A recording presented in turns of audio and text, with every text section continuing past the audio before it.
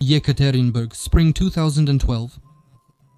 In one of the unfinished garage boxes, random passers-by discovered the body of a man with his hands cuffed.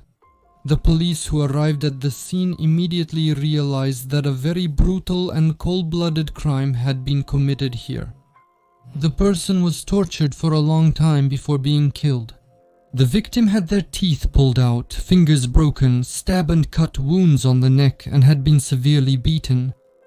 The criminals clumsily tried to cover up the traces of the crime. The body was partially burned, but identifying the victim was not difficult. Burned, but still readable documents were found with the deceased. An American passport in the name of George Yakubian. Documents for Kara Yakubian George were found in the clothing of the deceased. The case threatened to become an international scandal. The deceased was an entrepreneur who had come to Yekaterinburg to establish business connections.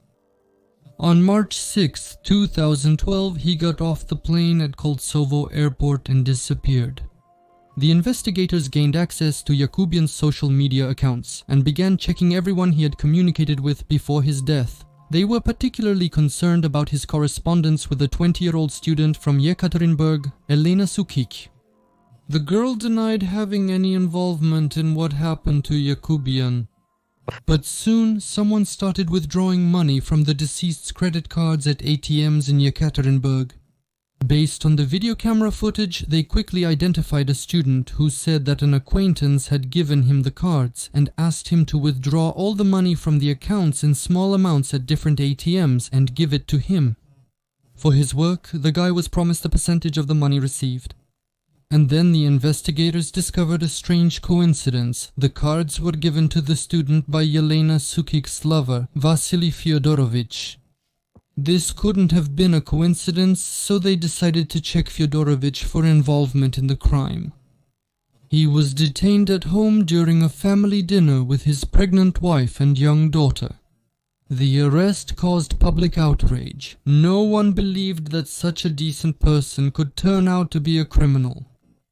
Vasiliy Fyodorovich grew up in a well-known and respected family in the city. His father was a prosecutor, his mother a professor at the conservatory, and his grandfather Nariman Chunikin was a famous conductor who has a substantial article dedicated to him on Wikipedia.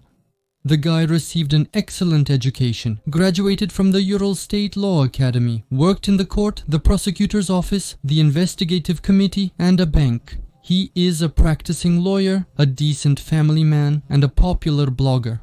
In addition, Fyodorovich founded a free school of sports knife fighting, which was enthusiastically attended by local youth.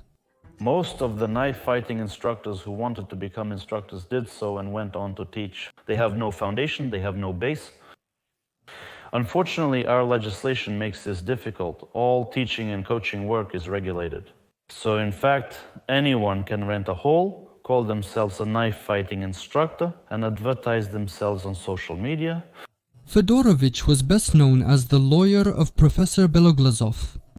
This high-profile incident happened in 2010.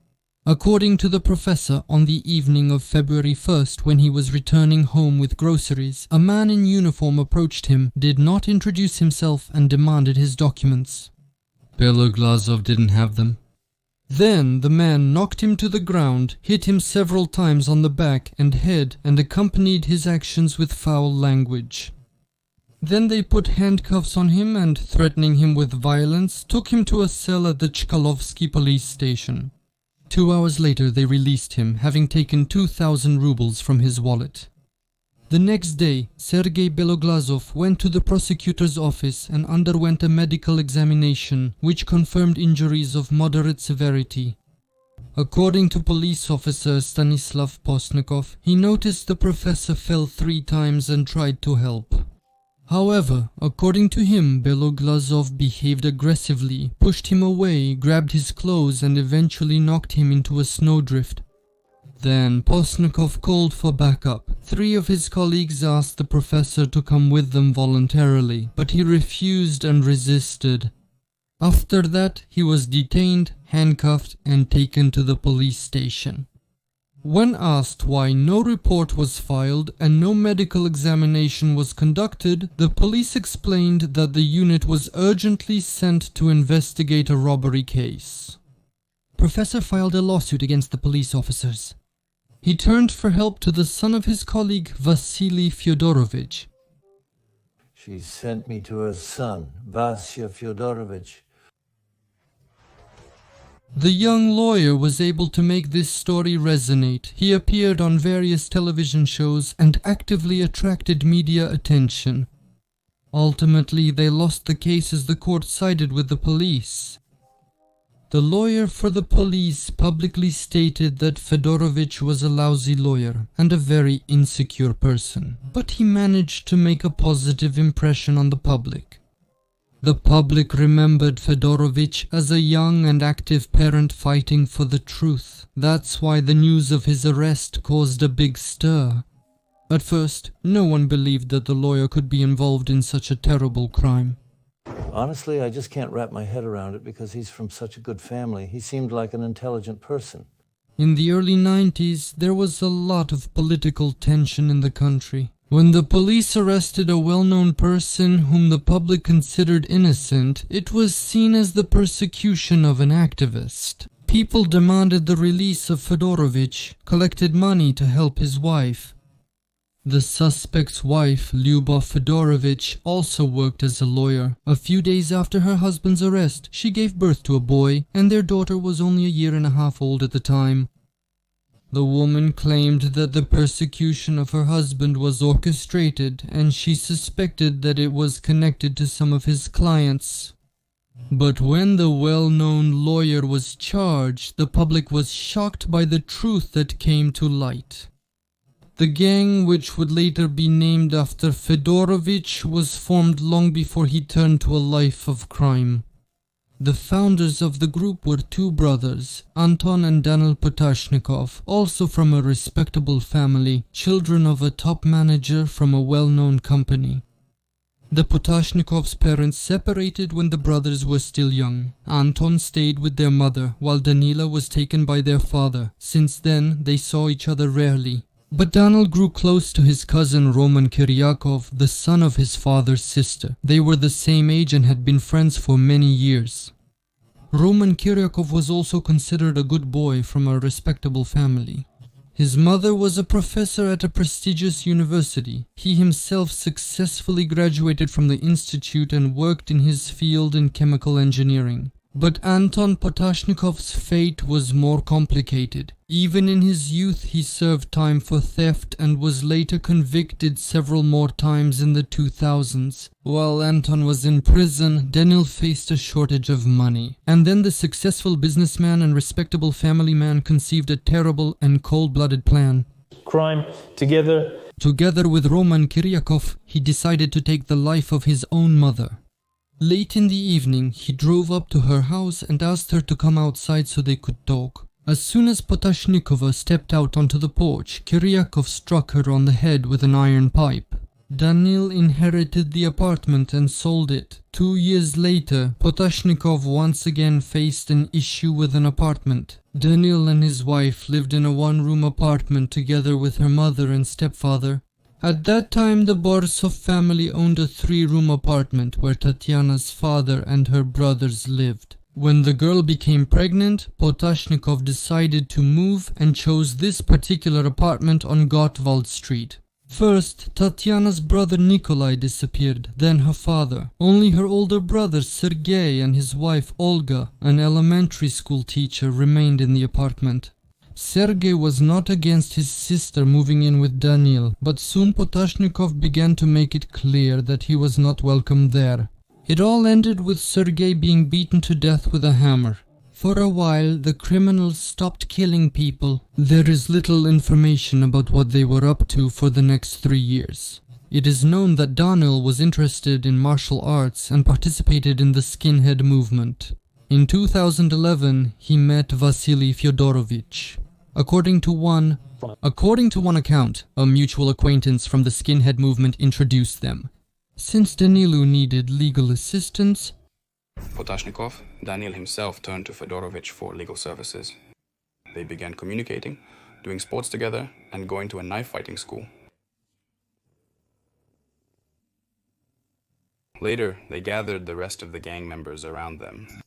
Fedorovich was passionate about weapons and martial arts. He was the lead instructor and one of the founders of the Ural School of Sports Knife Fighting SNB 66. This school taught sports knife fighting and promoted a healthy lifestyle. Vasiliy Fedorovich ran a popular blog on the social network LiveJournal under the pseudonym Viper. There he wrote about his legal practice, the rights of weapon owners, self-defense and knife fighting. He analyzed real cases, explained how to act in conflict situations, and criticized the work of the police. Fedorovich supported the idea that citizens should have the right to own weapons for protection, and he explained the legal nuances in detail. What are your thoughts on the right to bear arms? Share your views in the comments. The blog had articles about rights during detention, analysis of criminal cases, and self-defense tips. His posts were often discussed on forums, and he actively communicated with readers in the comments. Fedorovich had more than 1,000 subscribers. At that stage of internet development, this was a great level of popularity, comparable to today's bloggers with millions of followers. After meeting in 2011, Daniel Potashnikov and Vasiliy Fedorovich established a respectful, equal relationship. They were both leaders in their own circles. Potashnikov was an entrepreneur and Fedorovich was a lawyer and blogger. They were united by common interests and views, and the young men quickly became close. Over time, they decided to form a gang. Potashnikov looked for victims and developed plans, while Fedorovich provided legal protection and cover. Thanks to the clear division of roles, their group was able to commit crimes with impunity. Fedorovich, to give credit where it's due, he also played the role of, let's say, the unofficial leader, influencing most or rather all the members of the gang. Soon Fedorovich began publishing chapters of his future book on his blog. He called the work White Shoelaces. This distinctive mark is worn by skinheads who have taken the life of at least one person of a non-Aryan race. In the book, the adventures of a gang of Nazis were described in a literary style. Fedorovich himself called himself an adequate nationalist. At that time, readers did not attach much importance to the cruelty of the characters. Subscribers thought that since Fedorovich was a lawyer, he often dealt with criminals and could describe the adventures of skinheads very realistically. In February 2011, 36-year-old Alexei Salnikov and his friend, 35-year-old Anatoly Kuznetsov, went missing. Salnikov's wife became worried, contacted the police and asked friends to help with the search. They searched the area around Danilovskaya and Krasnoflotsev streets, as well as the surroundings of Verkhnaya Pishma. But the hope that Salnikov and Kuznetsov had simply gone off on a binge did not come true. It turned out that the friends worked with escorts, and that day they took a girl to clients in a remote area. On Danilovskaya Street, the group was attacked by unknown assailants. They brutally beat all three of them, then shoved them into their own Sherry car and disappeared in an unknown direction. This shelf was removed in the car, and here the girl was transported in the trunk. The girl returned scared to death and without any money, while her companions disappeared. During questioning, she repeatedly claimed she didn't see anything, doesn't know, and doesn't remember.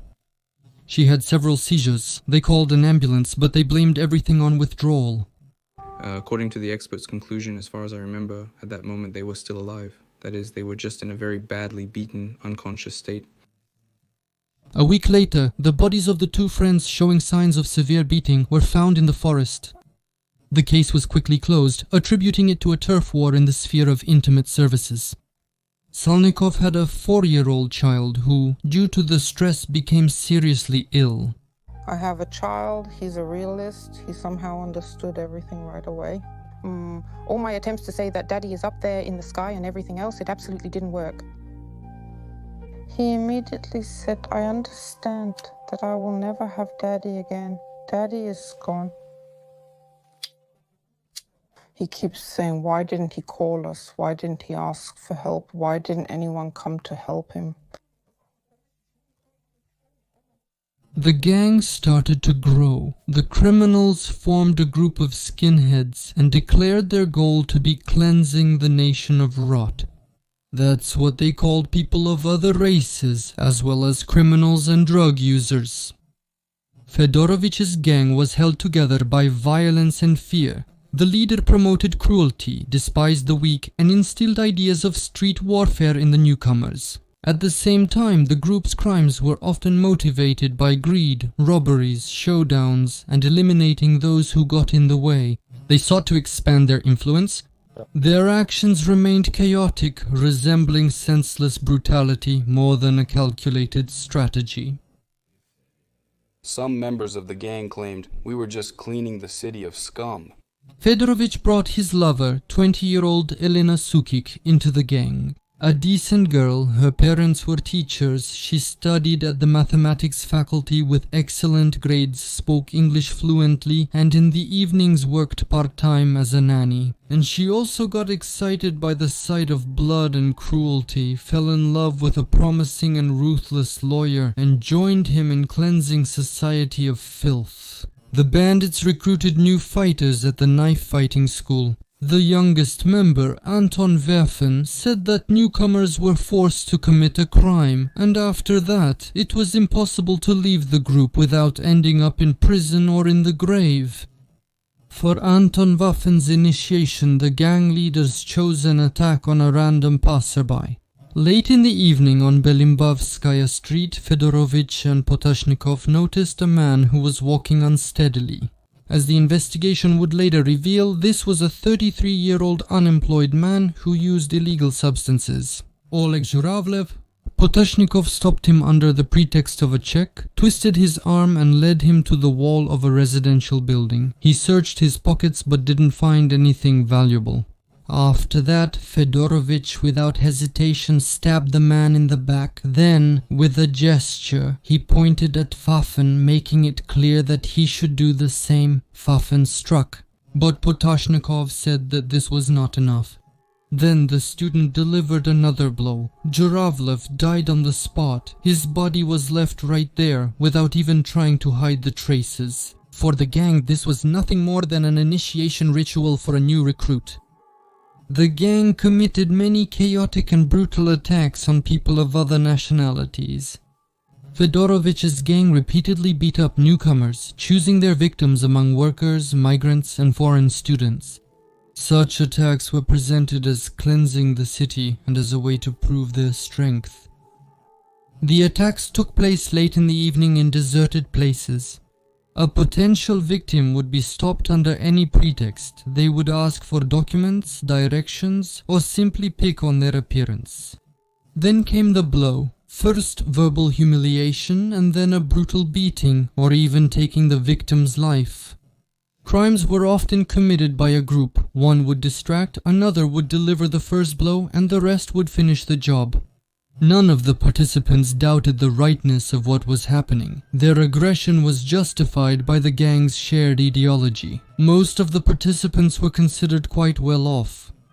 Among them was even the son of a high-ranking official in the administration of the governor of Sverdlovsk Oblast, Yevgeny Zorin, Andrei Zorin. For some time, he hung out with skinheads in an abandoned hospital near Zelenaya Roshcha. Once, he went to visit one of them to have a beer, but left without his laptop. Someone from the group stole his bag. Then Andrei called his father and asked for help to get his stuff back. Zorin Sr. found Fedorovich's blog on LiveJournal, realized he was connected with the skins, and decided to reach out to him. Fedorovich didn't refuse. He knew Zorin and decided to help.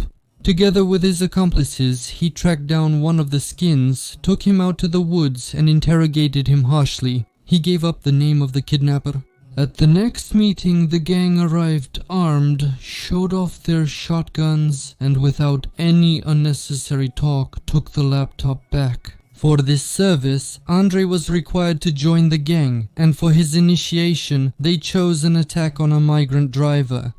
Vafin and Zorin caught a taxi and asked to be taken to Lake Gluko near Pervuralsk. According to Vafin, the attack happened in the car around 1 o'clock at night. He was the first to punch the driver in the face, after which Zorin started stabbing him in the back with a knife. However, the taxi driver managed to break free, broke the door handle, and ran into the forest. Zorin managed to stab him about 5 or 6 times with a kitchen knife with a red handle, but couldn't finish him off. I already thought something was wrong. Well, something was off. There was a blow. And it turns out to see this darta with a knife. They tried to slit my throat with a shank, but it only grazed me between the ribs. They wanted to cut everything. I look at everyone, wondering what they want from me. He says, "Who are you?" A homeless man, just a taxi driver, was stabbed by people he was trying to get away from. He ran away and is asking for help. After that, Vafin, following Potashnikov's instructions, sold the taxi in the gypsy settlement and handed over the money he received to the leader. Zorin's father did not live to see his son's sentencing. During the investigation, he suddenly passed away from a chronic illness. The thief who stole the laptop from Zorin was defended in front of the gang by his friend, Chechen war veteran Vladimir Kustov. They decided to put the young man in his place with particular cruelty. Kustov was held at Fedorovich's dacha, where he was tortured for several days. The vigilantes didn't let him eat or drink, beat him, and burned his skin with heated skewers. Then the body was burned for a long time in a metal barrel. After the remains of the body, his clothes and some personal belongings had burned out. Part of the charred remains was thrown into a regular outdoor toilet. Behind me, under the little fir tree, stood half of a barrel, already burnt and rusty. During a detailed inspection, phalanges of fingers, ribs, and fragments of the spine were found in it. Fyodorovich and Elena Sukik collected the remains, the unburned bones and ashes, and stuffed them into 5-liter plastic bottles without necks. They put these bottles into a bag and took them out of the city. A detail highlighting the cynical nature of the event. Elena Sukik held the bag with the remains between her legs the whole way. The remains were discarded in a roadside ditch.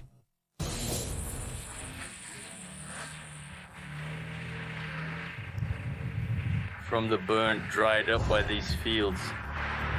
Potassium in principle is actually located in a fairly moist place. One day, Fyodorovich and Potashnikov decided to make money by taking the life of a businessman at the request of his competitors. Late in the evening in the center of Kurgan, on Lenin Street, Oleg Zhivlakov stepped out onto the porch of his company to have a smoke. 2 unknown men in black and wearing combat boots called out to him. As soon as he turned around, a shot rang out. Zhivlakov fell, but the attackers didn't stop. There was another shot and then a blow to the head with a baton. The victim miraculously survived, but he couldn't understand who attacked him or why. Before this, he had never met the attackers. The gang's driver, Anton Cherkin, brought a particularly valuable fighter into the gang, his friend Ivan Guzhin. He worked in the police and could use his position to help his new friends. The investigation established that he presented his credentials in specialized stores and bought police uniforms and handcuffs for the gangsters, which were then used in crimes. In addition, Guzhin obtained valuable information for his accomplices. He found out the addresses and passport details of the victims, helping the gang prepare for the attacks in advance. I personally went to detain him. Compared to this employee, we went to detain him at his workplace. In general, he was characterized positively at his place of work. Quite peaceful. With the help of police uniforms, the bandits were able to intimidate and lure the student Yegor Polyansky into a soundproof garage.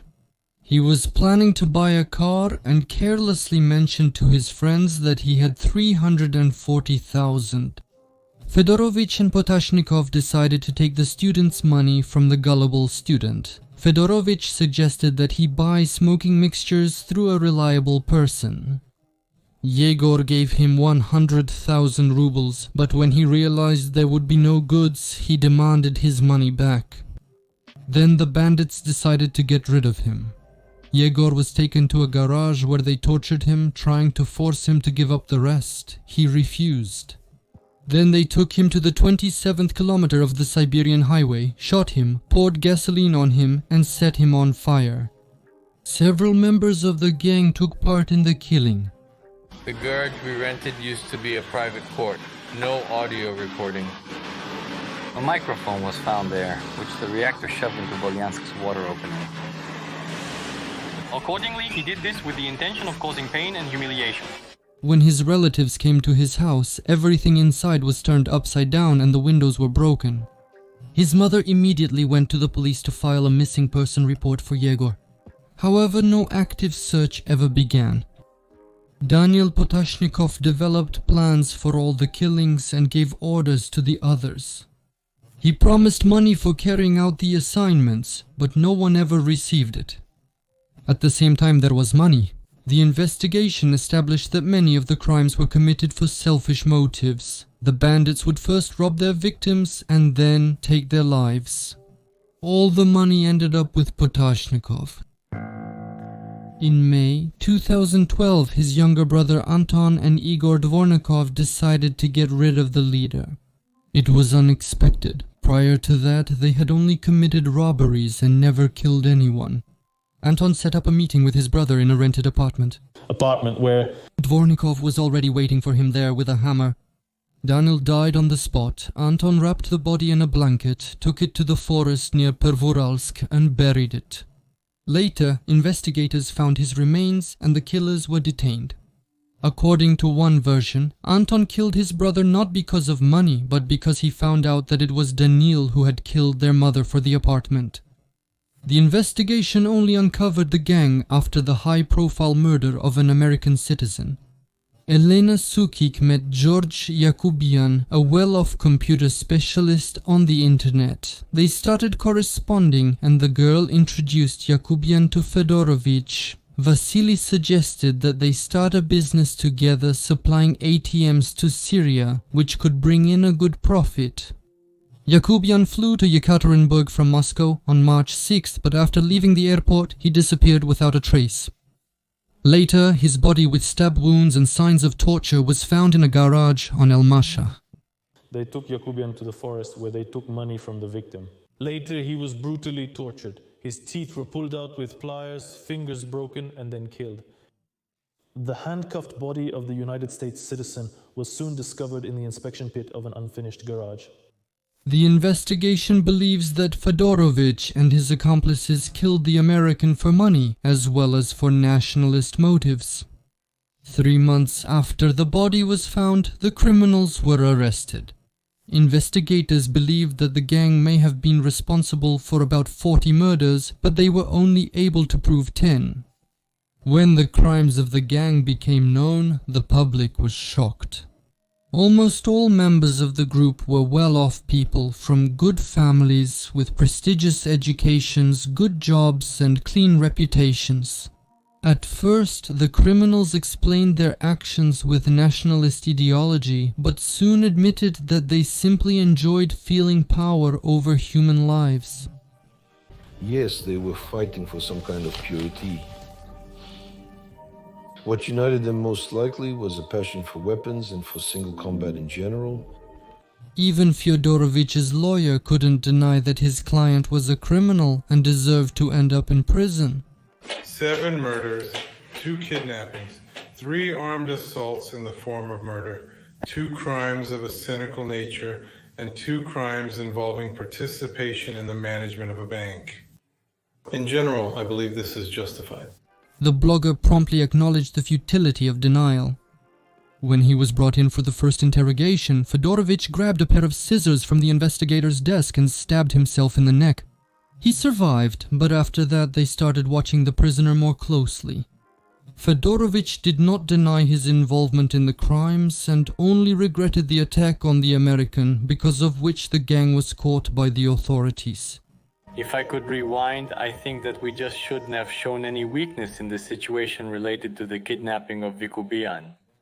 We shouldn't have entered into any negotiations or relationships with Potashnikov. Although there was no bad blood between us, we had to prevent this by any means necessary. A legal education actually helped the blogger after his arrest. He made a deal with the investigators and conducted himself very competently during the proceedings.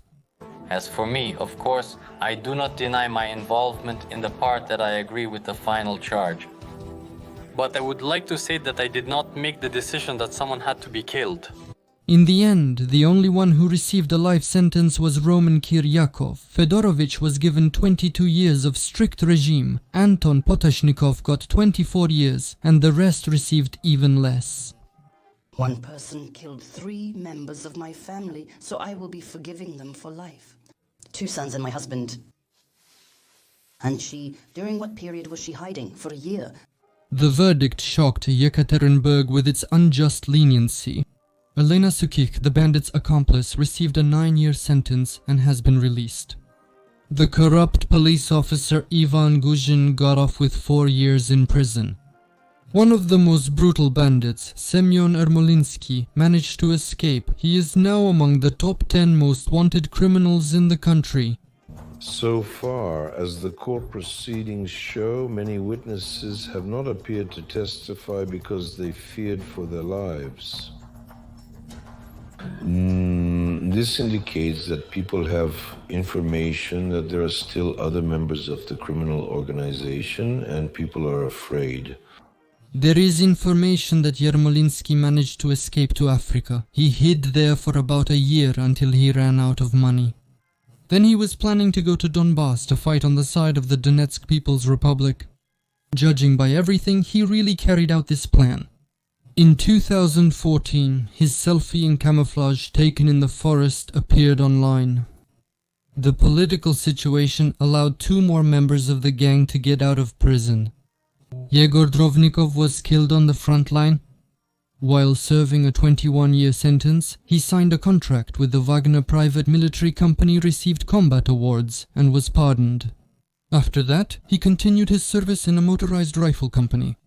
On September 13, 2023, Drovnikov was killed in action. He was buried with military honors in Kamensk-Uralsky.